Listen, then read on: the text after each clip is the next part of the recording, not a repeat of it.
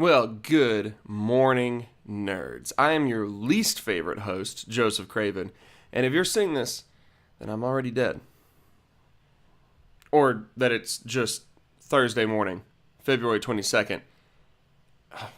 Jeez, it's Thursday already? I guess I partied way too hard on Patriot Day? President's Day. I don't even remember what the name of the day was. I partied too hard and kind of forgot the entire week. I'm a little bit behind on my nerd news assignments, but I'm here now, so let's enjoy this. Today's show is, of course, super live, so say hello to me in the live chat if you are watching right now, and, I'll say hello back, and that's how friendships are developed. So, cool. All right, first up, I'm going to take a sip of coffee. Wow, it is hot.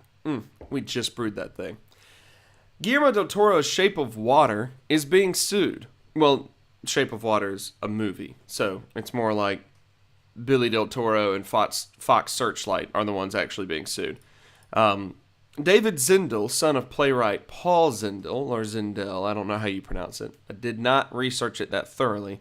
Alleged last month that del Toro lifted key aspects for The Shape of Water from his father's 1969, I believe, play, Let Me Hear You Whisper. The play, I guess, was, also centered around a woman who sleeps with a fish guy. Was that a spoiler? Was I supposed to say spoiler alert? I think it's pretty clear she, sleeps with a fish guy. Fox Searchlight has been very adamant that the claim has no merit and plans to fight it heartily. By that I mean they plan to file a motion to dismiss, which I guess is sort of the very first, preliminary formality step that you have to go through in order to fight something heartily. I'm not a lawyer. If you are and you're watching, then please comment and tell us how your life is. I guess that's what I was getting at. Hey, it's 2018, and women can be doctors if they want to. You bunch of sexists. No, I mean, we have a female Doctor Who coming. Okay, I'm sorry. That was bad. Well, there's the logo has been revealed for the upcoming season, starring Jodie Whittaker, and which isn't a surprising move because Doctor Who has revealed a new logo for whenever David Tennant and Matt Smith took over. The design, though, which is catching some people's eyes, is very simple and minimalistic. So a lot of people are looking at it and going, oh, well, that's a different approach. Also, it appears that they're going for some sort of art style that I refer to as Tatooine Deco. I don't know. I tried too hard with that joke. I'll be the first to admit it. Also, good morning to David Codd, pointing out how great this Troy Nabed in the Morning coffee mug is. Believe it or not, believe it or not, just believe it. This is actually my wife's. This is the main reason I married her. It's because I saw she had this mug in her coffee mug collection. So, there you go. Gentlemen, find you a woman that can do both. I don't know. All right. The live-action adaptation of Bleach it's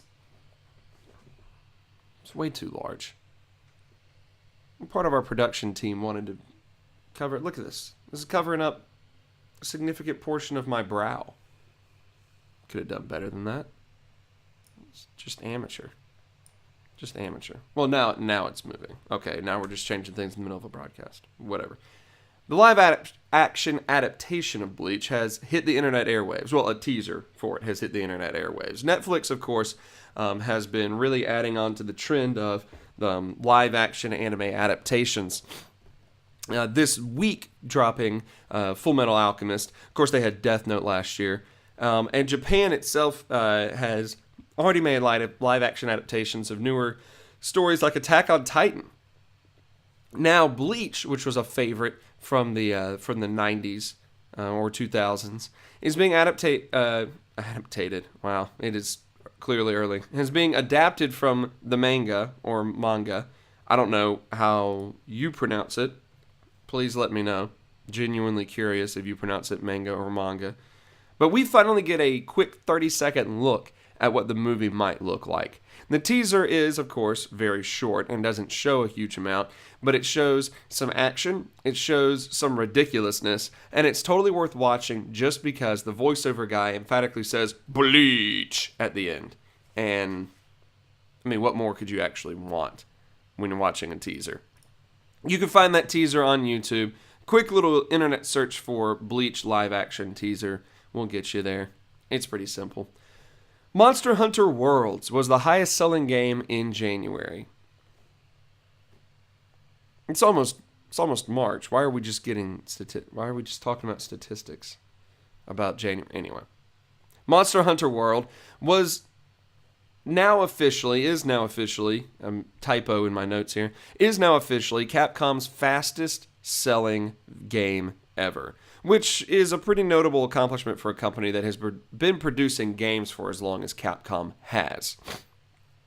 Dragon Ball FighterZ, or Dragon Ball Fighters, I don't know which one it is, it came in second place for January sales. But all of this is very notable because January video game sales were up 40% from January 2017. Apparently there were more games out, or more games people were excited about this year than there was at this point in time last year. Not only that, but console sales jumped up a significant amount, some going up over double what console sales were like in January 2017. So, an exciting time for video games, it appears. Black Panther's dominating the box office right now, but DC hopes to contend for the title of Best Superhero Standalone Movie when Aquaman comes out later this year, I guess, like late December. Could get pushed back, but they're hoping to do it this year. Apparently, an early version of Aquaman, starring Jason Momoa, has been sent to test audiences and has been very well received, which is generating a lot of internet excitement.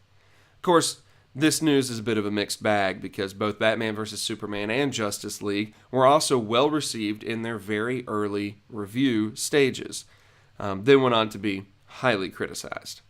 This is promising, however, because it shows that the studio is, in the midst of all the turmoil and everything that has been going on with DC movies, the studio seems focused on making sure that they make Aquaman what it needs to be to succeed as a standalone movie.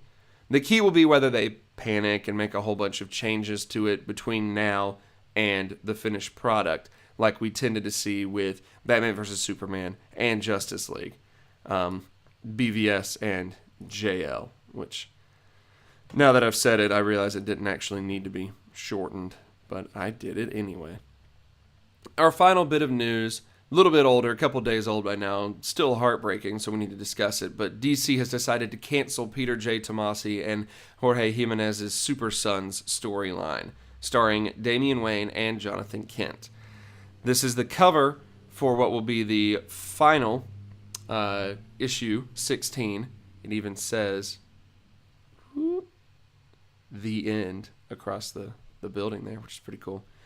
This will be the final issue in the series, which focused on Damian Wayne and Jonathan Kent learning how to be superheroes and being mentored by their respected fathers. So growing in friendship and excitement. Very nice. However, it's so huge we can't not talk about it, despite it being, already out for a few days now, this news.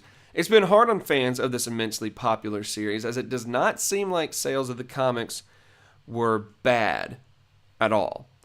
In fact, it seems like an issue where maybe the series is ending because it was popular enough where they want to go about starting from the beginning and promoting it even more, or pushing the series even more. I don't know. It's hard to tell. Tomasi himself asserted on social media that sales were fine and that this was not the end of these characters in this sort of iteration.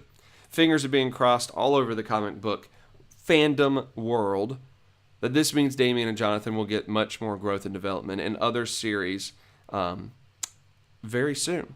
Tomasi, for what it's worth, seems to be highly motivated on social media, putting out a lot of positive posts saying, "Thanks for the support, hang in there, we're not done yet."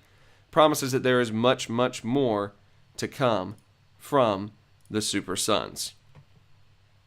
I think that's just about going to wrap it up for me here as far as the news stories go. What stands out to you? Comment in the live chat. If the video is already done, being live, then comment down there in the comment section below, and we will. Why would you put that? That's not accurate. Whatever. Anyway, thanks for joining me here. What stood out to you? What were the biggest news stories? What did we miss that we should have talked about today? What did I miss when I was preparing this? This is it. Thank you for joining me here on today's episode of Nerd News. Hard to believe that this was our 100th episode. So, what's that? This is like the 10th episode, not even close? Okay, that one's on me. That one's on me. Thanks for tuning into this live broadcast. It's been a blast. Now I must go to my job that I actually, make money off of. Not YouTube, because YouTube is a lie. It just is. For the Nerd News Network, if I could learn how to talk, I'm Joseph Craven, and you? You are my sunshine. My only sunshine. You make me happy when skies are gray